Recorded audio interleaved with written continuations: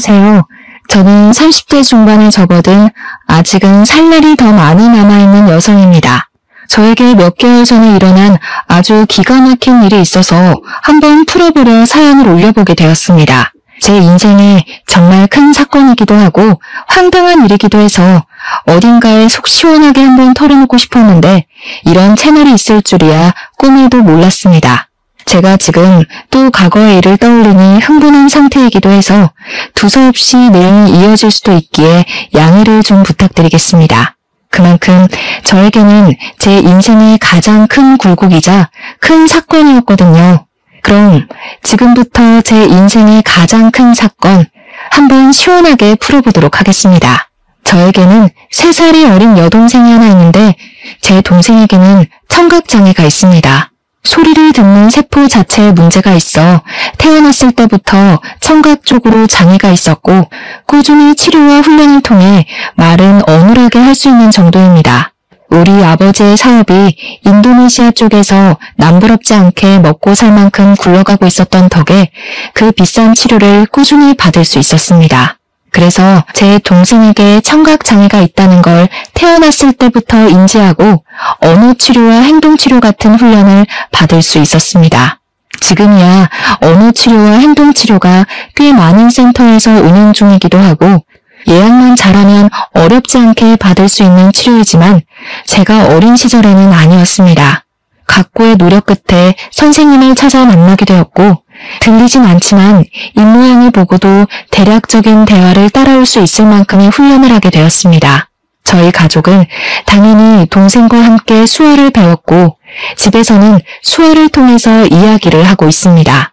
기술의 발전으로 인공 와우 수술이라 하여 청각장애가 있는 친구들에게 소리를 듣게 하는 기계도 나와 있긴 하지만 우리 동생은 세포 자체의 문제라 소용이 없다고 하더군요. 몇 번이나 해외로도 국내로도 알아봤지만 수술이 불가하다 하여 가족들은 수화를 하거나 입모양을 크게 벌리며 동생이 알아볼 수 있게 말을 하는 버릇이 있습니다. 장애라는 게 사람의 마음을 파먹기도 하지만 우리 가족은 있는 그대로의 동생을 받아들이고 있고 서로를 잘 보살피며 화목하게 살고 있었습니다. 학창 시절에도 동생이 괴롭히는 아이들을 항상 혼내며 동생이 보살폈고요. 동생이 수업을 잘 따라갈 수 있도록 제가 옆에서 많이 도와주었습니다. 당연히 우리 자매의 우애가 돈독할 수밖에 없었습니다. 거기다가 동생이 청각장애가 있기 때문에 뒤에서 뒷말을 하는 못된 아이들도 많이 있었기에 저는 그런 동생을 위한 슈퍼우먼이 되어야 했습니다. 다행히 학교가 같은 재단에 있어 초중고를 동생과 같은 학교에서 보내긴 했지만 제가 대학생이 되어 먼저 대학에 진학을 하게 되면서 떨어지게 되었습니다. 동생이 고등학생이 되던 날 어찌나 마음이 떨리고 나 없이도 잘 버틸 수 있을지 걱정이 되던지 물가에 내놓은 아이 같은 마음이 들었더랬죠. 아무튼 제가 대학생이 되어 학교를 다니는 동안 우리 동생은 저 없는 학교에서 꽤 많은 상처를 받았다고 하더라고요. 청각장애가 있는 동생을 꾸준히 괴롭히던 아이들 때문에 동생은 학교는 겨우겨우 졸업을 했지만 사람을 만나는 것을 두려워하게 되었습니다. 저는 그런 동생을 보살피며 취업까지 성공을 하였고 사회인이 되고 나니 정말 너무너무 바쁘더군요. 동생과 항상 주말이면 같이 시간을 보내곤 했었는데 제 일이 너무 바빠지니 주말에는 장만 퍼질러 자기에도 바빴습니다. 매일같이 이어지는 야근에 초과 업무에 동생이 파김치가 된 저를 보고 주말에 나가 놀자는 말을 하지도 못하더라고요. 저는 매일같이 늘어지는 다크서클을 감추지도 못한 채 집에서 밥 먹고 자고만 반복을 했습니다. 하지만 그런 시간이 반복이 되더라도 저에게 새로운 사랑이 찾아오는 걸 막아내진 못했죠. 매일같이 회사에서 초과 근무를 하다 보니 같은 회사 입사 동기와 자주 마주치게 되었고 업무적인 이야기를 나누다가 사적인 이야기도 나누게 되었습니다. 서로에게 호감을 가지게 되다가 서서히 눈이 맞아버린 것이었습니다. 당연히 사내연애였기에 회사 사람들 몰래 비밀 연애를 하게 되었습니다. 남자친구가 생겼으니 주말에 데이트를 하러 나가곤 했는데 그때마다 동생에게 이런저런 핑계를 대는 게 미안하기도 했습니다. 그러던 어느 날 동생이 저에게 가고 싶은 카페가 있다고 말을 걸어오더라고요. 남자친구와 데이트를 하느라 동생을 잘 챙기지 못했기에 미안한 마음이 있던 찰나 동생이 가고 싶다던 곳이 제가 남자친구를 만나기로 한 동네와 가깝더라고요. 동생이 마음에 걸려 남자친구에게 넌지시 물어보니까 같이 만나도 좋다는 대답이 돌아왔습니다. 남자친구에게 미리 언지를 해뒀죠. 내 동생에게는 청각장애가 있어서 의사소통이 조금 힘들 수도 있다. 하지만 입모양을 천천히 보여주면 말은 통한다고요. 제 남자친구는 제 동생에게 청각장애가 있다는 걸 몰랐던 터라 조금 놀라기는 했습니다만 자기가 노력해서 의사소통을 해보겠다고 하더라고요. 아무튼 그날 만나서 같이 미술관에 가서 보고 싶었던 전시회 하나를 보고 동생이 먹고 싶어 했던 파스타도 먹고 가보고 싶다고 했던 카페까지 갔습니다. 제 동생이 청각장애로 인해서 새로운 사람 만나는 걸 별로 좋아하지도 않고 소극적인 성격인데도 이상하게 제 남자친구랑은 잘 어울리더라고요. 둘이 취향이 비슷한 건지 짝짝꿍도 잘 맞아서 저 없이도 손짓 발짓 해가면서 대화도 하고 하더라고요. 제 남자친구가 저에게 부탁하지 않고 스스로 대화하려고 노력하는 모습을 보고 조금 달리 보이기 시작했습니다. 그 이후로 동생이 가끔 형부 만날 때 나도 껴주면 안 돼? 하고 물어봤는데 저는 솔직히 좀 마음이 그렇더라고요. 제 남자친구가 불편해할지도 모르는 일이고 그래서 남자친구에게 먼저 양해를 구하며 물어보니까 자기는 정말 좋다고 같이 보자고 하더라고요. 그러더니 무슨 동네에 봉사 동호회 같은 데에 가입까지 해서는 수어를 배우기 시작했습니다. 저도 모르고 있다가 무슨 유튜브 같은 걸 보고 있길래 뭘 보나 했더니 수어 동작을 배우는 영상이더라고요.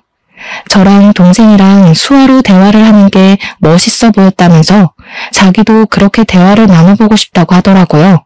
그 뒤로 제 남자친구는 정말 각고의 노력을 했고 어설프게 수어를 하며 동생과 대화를 시작했습니다. 제 동생 또한 그런 남자친구의 행동에 감동을 받았는지 둘이 둘도 없는 친구가 되었습니다. 저를 빼놓고 수어로 비밀 대화를 나누는 지경까지 이르렀고 저와 남자친구가 휴가를 맞춰서 여행이라도 가면 둘이 거기서 영상통화를 하며 대화를 하더라고요. 저랑 싸우기라도 한 말이면 영상통화를 켜놓고 이르기까지 하더라니까요. 동생도 제 남자친구 덕분에 집 밖에서 간간히 산책도 나가게 되고 새로운 사람을 만나는 데엔 당연히 주저함이 있긴 하지만 그래도 노력을 해보려고 하더라고요. 혼자 산책 나가는 건 정말 싫어했거든요. 뒤에서 자전거나 오토바이 소리를 못 들어서 위험할 뻔했던 적도 있었고 개가 짖으면서 달려드는데 그걸 몰라서 동네 떠돌이개한테 물린 적도 있었거든요. 제 동생이 또 사람들에게 받은 상처들도 있었고요. 예를 들면 입모양만 봐도 대강 무슨 말을 하는지 다 알 수 있는데 청각장애가 있다고 하니 앞에서 무시하는 말을 하고 그런 거죠. 얼굴은 예쁘장하게 생겨서 기머거리냐고 불쌍하다고 하는 말들이요. 동생이 입모양으로 다 알아볼 수 있으니 자연스럽게 의기소침해지고 소극적인 사람으로 변해버린 거죠. 하지만 제 남자친구가 편견 없이 대해주고 자기를 위해서 수학까지 배우는 노력을 했으니 얼마나 신이 났겠습니까? 거기다가 우리 가족들은 영상통화를 해볼 생각을 하지 않았었는데 남자친구가 나서서 하니까 뭔가 보기가 좋더라고요. 저도 진짜 고마운 마음이 엄청 많이 들었고요. 남자친구가 영업부 특성상 출장이 꽤 많았는데 그럴 때마다 우리 가족 선물도 챙겨오고 했습니다. 동생을 위해서 따로 준비한 선물들을 보면서 어떻게 이 남자를 싫어할 수 있을까 진짜 진국이다 싶었던 거죠. 그렇게 인연을 만나고 나니까 동생이 저에게 넌지시 찔러보더라고요. 언니는 결혼 생각 없어? 이러면서요. 뭐 인연을 만나긴 했지만 제 나이가 30도 되지 않았을 때라 결혼은 벌써 생각하고 싶지 않다고 딱 잘랐죠. 동생이 저한테 약간 정색을 하면서 언니도 내년이면 30이다. 형부는 언니보다 나이도 더 많지 않냐? 하면서 이야기를 하더라고요. 결혼에 대해 진지하게 생각을 좀 해보라며 이야기를 하니까 진짜 그럴 나이가 됐나 싶기도 하고 말이죠. 그 뒤로도 몇 번이나 저에게 결혼 타령을 하니까 진짜 결혼을 해야 하나? 이 사람이랑 하는 게 맞나? 하는 생각으로 넘어가게 되었습니다. 저는 그때까지도 동생이 제 남자친구랑 내통을 해서 둘이 짜고 저를 떠본 거라고는 생각도 못했습니다. 남자친구가 저보다 4살이 연상이었기에 집에서도 슬슬 결혼 이야기가 나오고 있었나 봐요. 남자친구한테 계속 결혼할 여자 없어? 선이라도 알아봐줘? 하면서 집안 어르신들이 이야기를 하니까 제 의견을 한번 들어보고 싶었던 거죠. 저랑 결혼을 하고 싶긴 하지만 제가 아직 29살이고 의중을 모르니까 동생과 함께 짜고 떠본 것이었습니다. 동생이 한 3개월 만에 결혼 노래를 부르니까 한 해가 더 지나고 제 나이 30에 결혼을 한번 해볼까 싶은 마음이 들었습니다. 동생한테 지금 결혼하면 후회하지 않을까? 남자친구가 너무 좋은데 그냥 결혼할까? 하고 이야기를 하니 고개를 막 끄덕이더라고요. 빠른 거 아니라고, 지금 결혼해도 후회하지 않을 거라고, 형부 너무 좋은 사람이라고 하면서요. 둘이 짜고 치는 고스톱이라는 걸 알게 된 건 남자친구가 딱 3주 뒤에 저에게 프로포즈를 해서 알았습니다. 동생이 저에게 어떤 프로포즈를 받으면 감동받을 것 같냐, 뭐 이런 걸 물어봤었거든요. 아주 종합 선물 세트로 준비를 했길래 눈치를 못 챌 수가 없었죠. 남자친구한테 물어보니까 차일 게 걱정돼서 도움을 좀 받았다고 이야기를 하더라고요. 우리 처제가 내 편이라 정말 다행히 하면서 웃는데 그 모습까지 귀여워 보여서 이 남자랑 결혼해도 되겠구나 하는 마음이 들었죠. 프로포즈를 수락하고 우리 집에 인사를 드리러 남자친구가 오기로 했는데 그날 점심부터 동생이 막 부산스럽게 준비를 하더라고요. 형부 될 사람이 정말 좋은 사람이라고 부모님께 막 나서서 이야기를 하는데 그런 애가 아닌데 칭찬을 하니까 부모님도 좀 놀라시고요. 제 동생이 가족 이외의 사람에게 이렇게까지 정을 붙이고 마음을 털어놓은 적이 없는 애라 놀라실 만도 하셨겠죠. 부모님께서는 우리 집은 인성댕댕이만 잘 잡혀있으면 만사 오케이라고 하시면서 본 적도 없는 남자친구가 마음에 든다고 하셨습니다. 또 제 남자친구가 넉살이 워낙 좋은 사람이라 오자마자 큰절부터 올리고 밥도 고봉밥으로 2그릇이나 먹었습니다. 대화하는 내내 분위기를 얼마나 익살스럽게 잘 이끌고 가던지 저희 부모님도 푹 빠지셨죠. 거기다가 저희 아버지와 술을 한잔하는데 둘이 죽이 너무 잘 맞는 거예요. 둘 다 만취해서 노래방 가자 하더니 정말 온 가족 다 끌고 노래방 가서 신명나게 놀았습니다. 제 동생은 들리지도 않는데도 혼자 탬버린 들고 춤까지 추더라니까요. 진짜 한 6개월치 웃을 거 그날 하루에 다 웃었다고 해도 과언이 아니었습니다. 아무튼 그날 우리 집에서 인사도 잘 드렸고 저도 예비시댁에 방문을 해서 인사를 드리기로 했는데 그제야 남자친구가 이야기를 털어놓더라고요. 사실 그동안 숨기려고 했던 건 아닌데 말하지 못한 게 있다면서 예비시댁의 집안 사정에 대해 이야기를 하기 시작했어요. 남자친구가 어릴 때 아버지께서 돌아가시고 집안의 가장 노릇을 쭉 해왔다고 하더라고요. 당연히 형편이 좋지 못해 대학도 못 갔고 바로 부사관으로 입대를 해서 군 생활을 하다가 27살에 전역을 했다고 하더군요. 할 줄 아는 게 없어서 2년 동안 각고의 노력 끝에 자격증들을 줄줄이 따게 되었다고 했습니다. 지금 회사에 입사를 하게 된 것도 고졸 전형으로 입사를 한 거라며 미리 말을 못해서 미안하다고 하는 겁니다. 아버지께서 돌아가실 때 빚을 좀 남겨놓고 가서 그 빚을 갚으라 여태 모아둔 돈이 별로 없다고 하면서요. 저는 솔직히 너무 놀랐죠. 거의 3년을 만났는데 그동안 그런 사정을 단 한 번도 비치지 않아서 몰랐거든요. 항상 깔끔하게 옷을 입고 다녔고 마음에 공허함이 있다거나 어딘가 부족하다 모자라다 하는 느낌이 전혀 없어서 짐작도 하지 못했었습니다.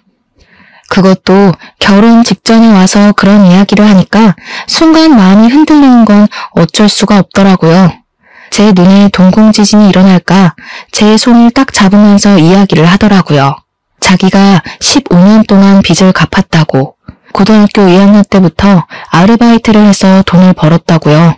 생활력 하면은 남들과 비교도 할 수 없게 좋고 무슨 일이 있어도 절대 굶길 일 없을 거라고 했습니다. 빚도 다 갚았고 집안에 돈을 퍼줘야 하는 것도 절대 아니니까 걱정하지 말라고요. 단지 집으로 인사를 드리러 갈 텐데 집이 많이 낡아서 보이는 게 전부가 아니라는 말을 하고 싶었대요. 아버지께서 돌아가시기 전에 남겨주신 집이라 차마 처분도 못하고 그 낡은 데서 온 가족이 살았다고요. 가족들의 소중한 추억이 담겨있는 집이라 상속 포기도 하지 못하고 돈을 다 갚을 수밖에 없었다며 덧붙였습니다.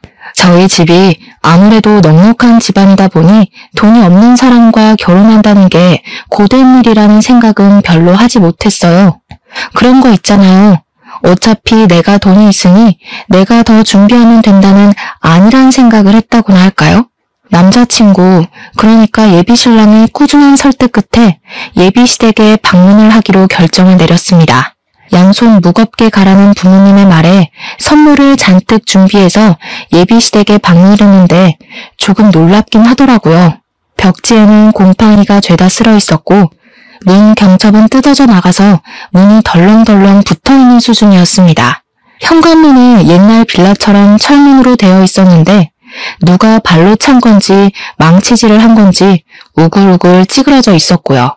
제가 찌그러진 문을 바라보고 있으니까 예비 시모가 다가와서는 어휴 저걸 고친다는 걸 여태까지 까먹었다고 하시면서 멋쩍게 이야기를 하시더라고요.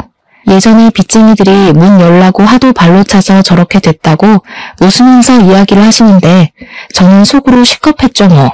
어떻게 발로 차면 문이 저 모양이 되나 싶을 정도로 찌그러져 있었거든요. 제가 방문을 하긴 했는데 시댁이 진짜 냉골이더라고요. 너무 추워서 팔에 소름이 쭉 돋을 정도였다고나 할까요? 제가 약간 으슬으슬해하니까 예비신랑이 예비신우한테 보일러를 좀 떼지 왜 이렇게 집이 춥냐고 한 소리를 했습니다. 그러니 예비신우가 눈을 살짝 흘기면서 돈 아껴야지 무슨 보일러니? 하면서 씻을 때는 잠깐 틀면 된다고 하시더라고요. 저보고 춥냐고 묻더니 집에서 입는 겉옷이 있다고 예비신랑이 군대에서 입었을 법한 깔깔이 같은 걸 하나 쓱 주시더라고요. 저는 집에서 입는 겉옷이 있다는 사실에 2번 놀랐죠. 거기다가 그 옷에서 나는 이상한 쩐내에 3번 놀랐습니다. 쿰쿰하고 뭔가 지린내 같은 쩐내가 나서 도저히 못 입겠다 싶어서 예비 시모에게 돌려드렸어요. 저녁이나 먹자고 하시길래 제가 뭐 도와드릴 건 없나 하고 기웃기웃하니까 예비 신랑이 앉아있으라고 하대요. 그 말에 예비 시모가 저한테 부잣집 아가씨라던데 그 손으로 뭘 하겠냐고 가만히 있는 게 돕는 거라고 하시더라고요. 그 말을 듣는데 약간 기분이 쎄한 것이 저를 별로 마음에 안 들어 하시나 싶기도 했습니다. 저녁밥이라고 대충 상을 차려주셨는데 물론 저희 집과는 가정환경 자체가 차이가 나니까 그럴 수 있다 생각은 하면서도 영 기분이 별로인 거예요. 치킨 볶음밥 같은 거랑 김치만 냅다 올려져 있는 상이었는데 예비 시모가 우리 집 김장김치가 정말 맛있다면서 밥 2공기 먹어도 된다고 하시더라고요. 제가 밥을 젓가락으로 뒤적거리다가 이거 치킨이에요? 하고 물어봤더니 예비 시모 하는 말이 어제 치킨 시켜 먹고 남은 걸로 볶았다고 하시더군요. 음식 남기는 거 벌 받는 거라면서 환경 보호해야 된다고 덧붙이시는데 제 얼굴이 다 빨개지더라고요. 물론 제가 상다리 부러질 만큼의 식사를 기대한 건 아니지만 남은 치킨으로 만든 볶음밥에 김장김치 덜렁 있는 건 아무리 생각해도 아니잖아요. 제 표정이 점점 굳으니까 예비신랑이 안절부절하는데 저는 그러면 제가 사온 고기라도 구워주실 줄 알았거든요. 근데 그 고기는 나중에 우리 딸 오면 구워 먹어야지 하면서 냉장실로 직행하더라고요. 도저히 입맛이 없어서 밥 한 술 뜨지도 않고 수저를 탁 내려놨습니다. 그러니 그제야 예비신랑이 예비시모한테 화를 내더라고요. 아니 엄마, 내가 어제 준비 좀 잘해달라고 10만 원 드렸잖아요. 그 돈으로 장도 보고 하시라고요. 어제 네 조카들 놀러왔던 거 몰라서 그래? 걔네도 힘들게 사는데 내가 장이나 보고 그럼 되겠니? 네 조카들 필요한 거 사라고 내가 용돈 줬다. 예비 신랑이 아니 그 돈을 그렇게 쓰면 어떡하냐 하면서 이야기를 하는데 대뜸 저한테 화살이 돌아오더라고요. 예비 신우가 저를 딱 보면서 말을 이어가셨습니다. 나한테 딸이 하나 있는데 우리 마지야 마지. 걔가 어릴 때 시집가서 애들도 좀 크고 그러거든. 걔네도 고생하는데 돈은 없고 아무튼 학원 가야 하는데 돈 없다 난리를 쳐서 내가 용돈 좀 줬어. 아직 결혼도 안 한 사이에 서운하거나 뭐 그런 거 아니지? 그 자리에서 제가 어떻게 서운해요 하겠습니까? 막말로 그건 서운한 게 아니라 저에 대한 예의가 없는 거라고 생각했어요. 손님 불러다 놓고 치킨 볶음밥에 김장김치라니 기가 차서 원. 제가 그냥 아무 소리 안 하고 가만히 있으니까 예비 신우도 좀 민망했는지 그래 뭐 아가씨 정도 아닌데 하고 넘어가시더라고요. 그날에 기가 막혀서 표정만 더 굳어버렸습니다. 그렇게 찜찜한 자리를 뒤로하고 나왔는데 고민이 엄청나게 되더라고요.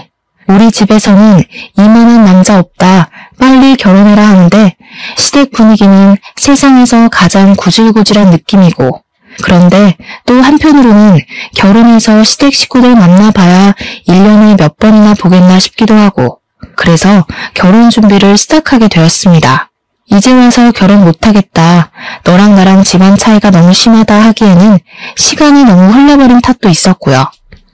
결혼을 하기로 하고 청첩장도 다 찍고 집을 구하러 다니는데 신혼부부 전세자금 대출 이자율이 생각보다 너무 높았습니다. 예비 신랑이나 저나 둘 다 기본소득 이상으로 벌고 있어서 그런지 혜택 받을 수 있는 게 거의 없었습니다. 거기다가 아버지 사업체까지 있으니 더 그런 거예요. 결국 제가 골머리를 썩으니까 아버지께서 눈치를 채시고 먼저 말을 해주셨습니다. 사실 제가 동생에게만 슬쩍 이야기를 했는데 동생이 아버지께 이야기를 했더라고요. 언니가 집 때문에 고민이 많아 보인다고요.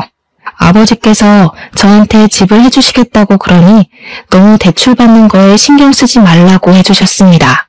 저야 너무나도 감사했죠. 제일 중요한 집 문제가 해결되고 나니까 알턴 일을 뺀 기분이었습니다. 집 대출만 안 받아도 솔직히 한 달 생활비에서 엄청난 차이를 보이니까요. 그렇게 모든 준비가 끝나고 결혼식 날이 왔는데 저는 신부 대기실에 내내 있느라 동생에게 무슨 일이 생겼는지 알 수가 없었죠. 근데 신부 대기실에 찾아온 동생의 낯빛이 너무 안 좋더라고요. 그래서 무슨 일 있었냐고 물어보니까 동생이 고개를 절레절레 젓더라고요. 근데 이 언니들의 감이라는 게 있으니까 동생에게 뭔가 있는데 숨기고 있다는 느낌을 세게 받았습니다. 저한테 결혼식 잘하라고 수어로 말을 하길래 저도 알겠다고 대답을 하고 있는데 신우가 신부 대기실에 들어오더라고요. 저희 자매가 수화로 이야기를 하고 있으니까 갑자기 어머 하더니 옳게 지금 동생 장에 있는 거 티내는 거야? 하더라고요. 순간 내가 무슨 말을 들은 건지 싶어서 신우한테 지금 뭐라고 했냐고 되물었더니 인상을 팍팍 쓰더라고요. 우리 동생이 그 찰나에 어깨를 움츠리는 걸 보고 이 망할 신우가 내 동생한테 뭔 짓을 했나 싶었습니다. 제가 빤히 신우 얼굴을 보고 있으니까 신우가 하는 말이 결혼식 입구 앞에서 사돈어른이랑 사돈처녀가 수화로 대화를 하더라고 하면서 운을 뗐어요. 그런데 자기 쪽 친척이 신부네 집안에 벙어리가 있냐고 물어봤다면서 그래서 벙어리가 아니라 기모거리라고 했다고 이야기를 하는 겁니다. 순간 심장이 벌렁벌렁하면서 화가 엄청나게 나더라고요. 근데 신우가 거기서 멈추지 않고 선을 넘더라고요. 자기네 친척이 그런 거 다 유전병 아니냐고 물어봤다면서 동생이 장손인데 하자 있는 집에 장가 보내는 거 아니냐고 난리를 쳐서 자기가 곤란했다고 하더라고요. 우리 동생이 아무리 못 듣는다고 해도 눈치라는 게 빤히 있는데 입모양만 보고 대충 무슨 이야기인지 알아차린 것 같더라고요. 고개를 푹 숙이고 훌쩍거리는데 그 상황에서 열이 안 받을 언니가 어디 있겠습니까? 웨딩드레스를 입고 있다는 것도 까먹고 벌떡 일어나서 신우 머리채를 확 잡아버렸죠. 그러니까 도우미로 와주신 이모님이며 옆에 있던 제 친구들이며 놀래서 저랑 신우를 막 말리고 뜯어놨습니다. 제가 씩씩거리면서 머리가 다 헝클어진 신우를 향해 소리를 질렀습니다. 지금 그게 내 앞에서 할 말이에요? 유전병이 어쩌고 어째? 지금 말 다 했어? 결혼식장에 와서 축하해주기 바쁠 텐데 별 걱정을 다 하네 진짜. 나 기분 나빠서 결혼식 못하겠으니까 당장 가서 결혼식 취소됐다고 해요. 그러니 신우가 화들짝 놀라서 아니 뭐 그렇게까지 말을 하고 그러냐고 제 동생한테 내가 미안해 하는 거예요. 그 형식적인 사과에 화가 나서 지금 신우가 한 짓을 생각해보라고 내가 이 결혼식을 내 발로 들어가게 생겼냐고 하면서 소리를 질렀죠. 제가 신우 머리채를 잡았다는 게 신랑 귀에도 들어갔는지 신랑이 막 뛰어들어오면서 무슨 일이야? 왜 그래? 하더라고요. 도저히 분이 풀리지가 않아서 너네 친척들이며 너네 누나며 할 것 없이 내 동생 보고 기머거리니 벙어리니 유전병이니 정신 나간 소리 하더라 했습니다. 내가 지금 이 말을 듣고도 결혼식장에 들어가는 게 맞겠냐고 나 결혼 안 하겠다고 하니까 신랑이 신우 째려보면서 누나 하더라고요. 어떻게 사람이 그런 소리를 아무렇지 않게 하냐고 신우가 내 눈앞에 있으면 결혼식 안 하겠다고 했죠. 그 말에 신우가 놀래서 지금 동생 결혼식장에서 자기를 쫓아내는 거냐고 그런 말도 못해? 내가 못할 말했어? 하길래 또 열받아서 성큼성큼 갔어요. 머리채를 쥐어잡으려고 하니까 신우가 놀래서 피하더라고요. 신랑이 신우 보고 동생 결혼식 망하게 생겼는데 자존심 부릴 일이 남았냐면서 신우를 쫓아냈습니다. 진짜로 신우는 저희 결혼식장에 못 들어왔어요. 제가 신우 있으면 결혼 안 하겠다고 하고 대기실에 눌러 앉아버렸거든요. 신우 쫓아낸 거 확인하고 나서야 식이 시작이 되었고 찜찜한 마음은 그대로 제가 떠안게 되었죠 뭐.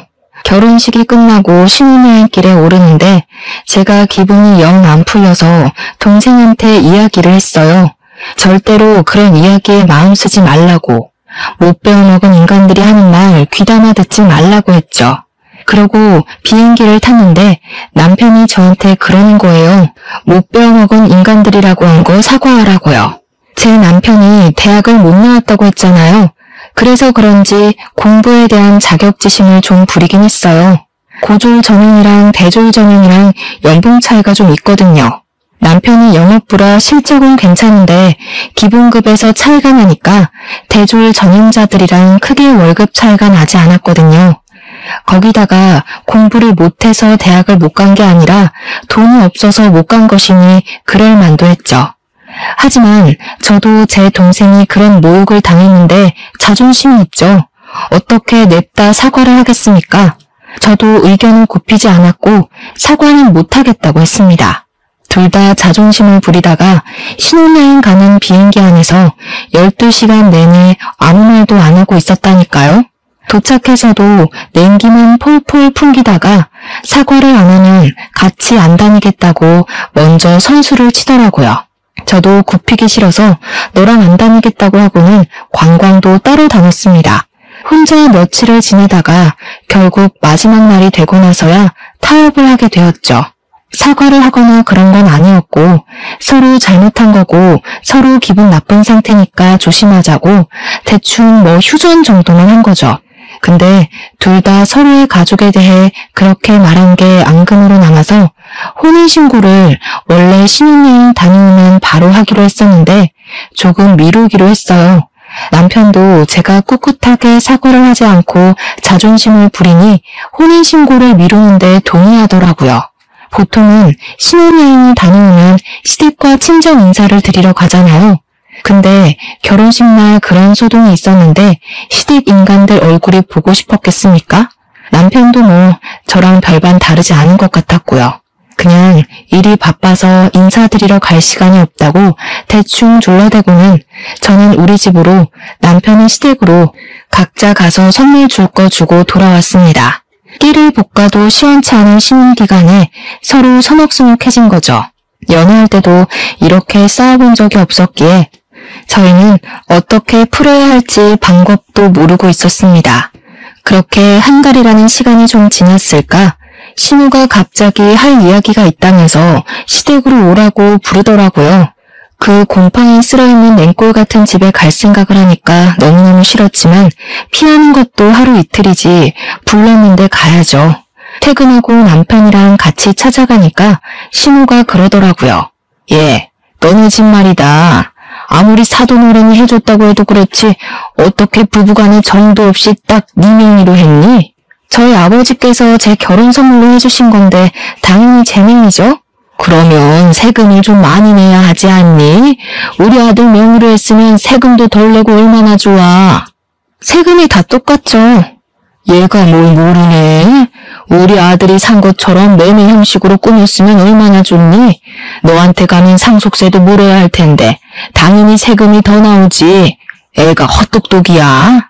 저희 아버지께서 사업체를 운영하고 계신데 지금 탈세를 하라고 하시는 거예요. 어차피 세금도 저희 아버지께서 다 내주셨는데 뭐가 문제라는 거죠?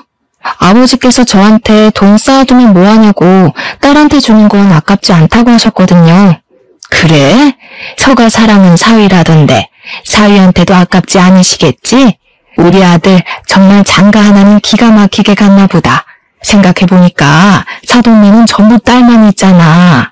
사업은 자고로 남자가 해야 제대로 굴러가는 법인데 사돈댁에는 아들이 없으니까 우리 아들한테 딱 물려주면 되겠다 싶은 생각이 들더라고. 그 말을 듣는데 욕심낼 걸 욕심내야지 진짜 기가 막히더라고요. 가뜩이나 시댁에 대한 인식이 바닥을 치고 있는데 저런 욕심까지 내니까 저게 사람인가 하는 생각도 들고요. 결혼한 지 한 달 막 지났는데 왜 남의 집 사업에 관심을 가지고 욕심을 내는지. 저희 아버지께서는 기업은 기업인이 운영해야 한다는 주의셔서요. 가족들에게 승계할 생각 전혀 없으시고요. 나중에 은퇴하실 때 전문 경영인 두실 거래요. 아니 왜? 그 귀한 사업체를 남에게 맡기니? 우리 아들이 얼마나 노력해서 지금 회사에 입사했는지 너는 알지? 우리 아들 능력 한번 보면 말이 달라지실 거다.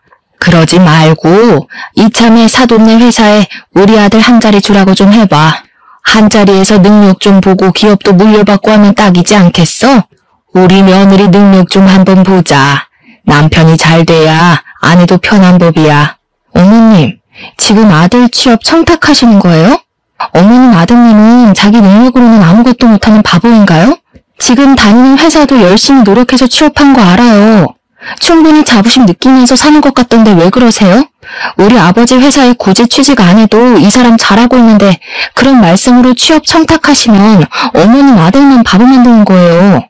그러니까 신우가 씩씩거리면서 지금 우리 아들 바보라고 했냐, 모자란 놈 취급이냐 하면서 성을 내시더라고요. 제가 뭐 틀린 말한 것도 아닌데 씩씩거리니까 웃기더라고요. 저도 제 할 말 끝났으니까 그냥 자리에서 일어나 버렸습니다. 그 자리에 더 앉아있어 봐야 얼굴 붉힐림만 남은 것 같고 이런 취업 청탁이 영 듣고 싶지도 않았고요. 결혼했다고 우리 아버지 사업체까지 자기 몫으로 만들어버리려고 하는 파렴치한 신우 앞에서 하하호호 웃으면서 밥까지 먹었다가는 체할 것 같았거든요. 그래서 가방 들고 나오니까 남편이 뒤따라 나오더니 제 팔을 확 잡아채는데 그 힘이 너무 세서 팔이 빠지는 줄 알았습니다. 제가 당황한 나머지 악소리를 내면서 지금 뭐 하는 거냐고 힘자랑하냐고 한마디 했죠. 그러니까 신우가 저를 보면서 혀를 끌끌 차면서 왜 따박따박 신우한테 말대답을 하거든하면서 한 소리 하는 거예요. 남편은 눈을 크게 뜨고 제가 하는 행동이 잘못됐다는 식으로 바라보고 있고 신우는 뒤에서 구시렁거리고 이것들이 죄다 한패인가 본색을 벌써 드러내는 건가 막 온갖 잡생각들이 머릿속에서 춤을 추더라고요. 제가 못할 만한 것도 아니고 왜 남편 몫이 아닌데 자꾸 욕심을 내는 거냐고 했습니다. 그러니까 남편이 하는 말이 자기가 욕심낸 것도 아니고 아들이 잘 됐으면 하는 부모의 마음인 걸 모르냐고 하더라고요. 제가 아무 소리 안 하니까 남편이 먼저 아 됐어 너랑 무슨 이야기를 하냐 하면서 말을 끝내더라고요. 지금 누가 할 소리를 하는 건지. 연애할 때는 그런 내색 한 번 없더니 결혼하니까 돌변하는 게 무섭더라고요. 이 인간이 결혼하고 나서 진짜 우리 아빠 사업체에 한 자리 하고 싶었던 건가 싶어서 소름이 쫙 돋았습니다. 그렇게 냉전이 지속되니까 하루하루 지쳐가면서 내가 왜 이 사람이랑 살아야 하나 싶더라고요. 어차피 혼인신고도 안 했는데 그냥 헤어질까 하는 찰나에 동생에게서 연락이 왔습니다. 자기가 아버지 회사에 출근을 하게 됐다고, 형부 덕분에 기운도 차렸고 새로운 걸 해보고 싶은 마음에 컴퓨터 학원을 다니면서 워드 자격증을 땄대요. 정정당당하게 이력서 넣고 면접 보고 합격해서 출근하게 되었다고 하는데 마음이 다 뭉클하더라고요. 그런 와중에 남편이 저에게 화해 제스처를 보냈고 언제까지 이렇게 말없이 살 거냐고 숨이 막힌다고 하더라고요. 그러면서 서로 오해가 있는 걸 풀었으면 좋겠다고 주말에 같이 캠핑 카라반 같은 걸 예약했다고 거기나 놀러 가자고 하더라고요. 또 남편이 먼저 손을 내미니까 그러자 싶어서 주말에 마트에 가서 장을 보고 카라반에 가기로 했습니다. 원래 캠핑의 묘미는 고기를 구워 먹는 거니까 장을 보는데 남편이 고기를 무슨 2근을 사는 거예요. 둘이 먹을 건데 뭐 이렇게 많이 사는 거냐 하는데 소고기 먹을까? 하면서 한우 비싼 걸 잡더라고요. 원래 캠핑의 묘미는 삼겹의 목살이다 하면서 돼지고기로 골랐죠. 소고기는 숯불에 다 늘어붙거든요. 남편이 너무 과하게 사길래 말리다가 포기하고 장을 봐서 캠핑 카라반으로 갔는데 참나 거기 신우가 떡하니 와있대요. 저 보자마자 장 많이 봐왔냐고 하는데 진짜 욕이 나오더라고요. 화해 제스처는 개뿔, 신우 식구들 먹일 장만 잔뜩 봐서 강꼴이 된 거죠. 진짜 떨떠름하게 바비큐 준비해서 술까지 차리고 고기를 굽기 시작했는데 제가 아무것도 안 하고 가만히 있었어요. 원래 캠핑 같은 데 가면 남편이 고기 굽잖아요. 제가 상까지 차렸는데 고기까지 구워야 하나 싶었던 거죠. 근데 그걸 보더니 신우가 저한테 공주님이 따로 없다고 비꼬대요. 일부러 못 들은 척하고 무시했죠. 그러니까 신우가 뭐라는 줄 아세요? 그쪽 집안 기머거리인 거 내가 유전이랬지? 혹시 우리 올케도 내 말이 안 들리나? 그 말을 참고 넘어갈 사람이 과연 몇이나 될까요? 당연히 저도 참지 않았습니다. 결혼식 날 머리 뜯긴 게 부족했나 봐요. 그 주둥아리로 지금 뭐라고 하신 거예요? 뭐? 주둥아리? 제정신이냐? 너 우리 누나한테 그게 무슨 말버릇이야? 올케, 집 좀 산다고 내 동생 너무 무시하는 거 아니야? 고기는 여자가 구워야지. 그리고 소고기도 아니고 삼겹살이 뭐니? 격 떨어지게. 그런데 더 짜증나는 건 심외부였어요. 옆에서 살살 부추기면서 하는 말이 장모님이 그러던데 취업시켜달라던 건 무시하고 기머거리 동생만 취직했다며? 하면서 자기도 이직하고 싶다는 겁니다. 만년 과장으로 살 수는 없고 어디 이사나 전무자리 좋은 데 있으면 자기랑 저희 남편 취업 좀 시켜달라고요. 열이 뻗쳐서 말로 싸우기를 포기하고 사왔던 돼지고기 2근을 전부 심해부 신우 남편의 얼굴을 향해 던졌습니다. 다들 생고기를 처맞고 깍깍거리는데 저도 씩씩거리면서 할 말 다 했죠. 아줌마는 여자 아니야? 시자 붙었다고 시킬 생각만 하네? 그러지 말고 손수 모범을 좀 보이던가. 그리고 전무나 이사? 아저씨가 할 줄 아는 게 뭐가 있다고 그 자리를 달래? 우리 아빠 회사가 무슨 구멍가게인 줄 알아? 능력이 있어야 뭘 시켜주든지 말든지 하지. 취업 청탁은 누가 하는 건데 지금 누구 보고. 내 동생은 당당하게 이력서 넣고 합격한 거거든? 진짜 살다 이런 개차반의 무식한 인간들 처음 본다. 그러니 남편이 뭐? 무식? 내가 그런 소리 하지 말랬지? 하면서 달려들더라고요. 야, 돈 없어서 대학을 못 갔다고? 웃기지 마. 장학금도 있고 학자금 대출도 있는데 뭔 핑계야. 그냥 네 성적에 그저 그런 대학 가야 하니까 핑계대고 부사관 간 거겠지. 그리고 그 고기 잘 씻어서 먹으면 되지 않겠어? 가족들끼리 두런두런 좋은 시간 보내고 우리는 여기서 갈라섭시다. 혼인신고도 안 했겠다. 집도 4명이겠다. 혼수도 내가 해왔겠다. 몸만 나가면 되지? 옷까지 몇 개 있는 거 그건 택배로 보내둘게. 착불로. 남편이 뒤에서 부들부들 떨면서 진짜 가면 이혼이야 하는데 저는 이미 갈라서기로 결심했는걸요. 그대로 운전해서 신혼집 비밀번호부터 바꿔버리고 대충 짐 싸서 친정으로 도망을 왔습니다. 친정 부모님이 놀라시긴 했지만 제가 차근차근 모든 일을 이야기하니까 아무 소리 하지 않고 자랐다고 해주셨어요.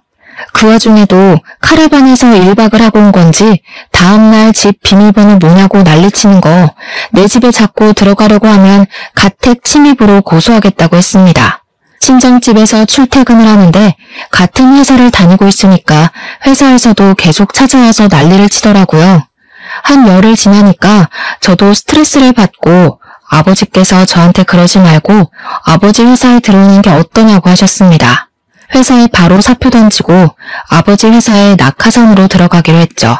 사표 내고 오전 중에 신혼집 가서 남편 물건 택배로 보내고 나왔는데 오후에 퇴근하고 나서 또 비밀번호 타령하길래 바로 경찰 불렀습니다. 혼인신고도 안 했으니까 가택 침입으로 조사를 받게 됐고 그제야 제가 물을 마음이 없다는 걸 알았는지 갑자기 잘못했다고 하대요. 소 잃고 외양간 고치는 것도 아니고 저는 이미 결심이 섰기 때문에 싹 무시했습니다. 며칠이 더 지나자 이번에는 시모가 재산 분할을 해달라고 연락이 온 거예요. 어디서 뭘 찾아본 건지 재산 분할은 귀책 배우자 상관없이 하는 거라고 당당하게 말하길래 저도 이야기해줬죠. 변호사한테 물어보라고. 고작 5달 살았는데 무슨 재산 분할을 해주냐고요. 거기다가 아직 혼인신고도 안 했는데 재산 분할할 대상도 아니라고 하니까 시모도 변호사한테 물어봤나 봐요. 어디 법률사무소에 가도 똑같은 소리를 하니까 저한테 위자료 1,000만 원만 주면 안 되겠냐고 하더라고요. 위자료는 지금 누가 받아야 하는데 그딴 소리를 하냐고 꺼지라고 해줬죠. 회사도 그만뒀겠다. 신혼집도 꽁꽁 닫아버렸겠다. 남편이 아무리 뻔뻔해도 친정집 와서 난동은 못 부리더라고요. 아버지께서는 시간이 지나면 다 잠잠해질 거라고 하시면서 저를 위로해 주셨습니다. 덕분에 아침마다 아버지랑 동생 손잡고 같이 회사 출근하고 있어요. 이혼이랄 것도 없는 제 짧은 동거 생활 5개월을 이렇게 청산하고 벌써 3개월이라는 시간이 더 흘렀습니다. 아직까지도 가끔은 야밤에 자니? 하면서 문자가 오긴 하는데 나중에 스토커 짓이라도 하면 고소하려고 증거로 남겨주고 있습니다. 전 회사에서도 수근수근 거린다는데 언제까지 붙어있나 두고 보려고요. 저는 아버지 회사에서 출퇴근 잘하면서 동생과 같이 주말에 놀러도 가고 시간을 잘 보내고 있답니다. 남자라면 치가 떨리지만 그래도 가족들은 좋은 사람 만나서 재혼하길 바라는 듯 하시네요. 그건 시간을 두고 천천히 생각해보면 되겠죠? 앞으로는 겉과 속이 다른 사람은 피하고 싶어요, 정말. 아주 짧은 결혼 생활이었지만 비혼도 나쁘지 않은 선택이라는 결심에 힘을 실어준 시간이었습니다. 여러분들도 현명한 결혼 준비 혹은 비혼 준비하시길 바라면서 제 이야기는 여기서 마치도록 하겠습니다.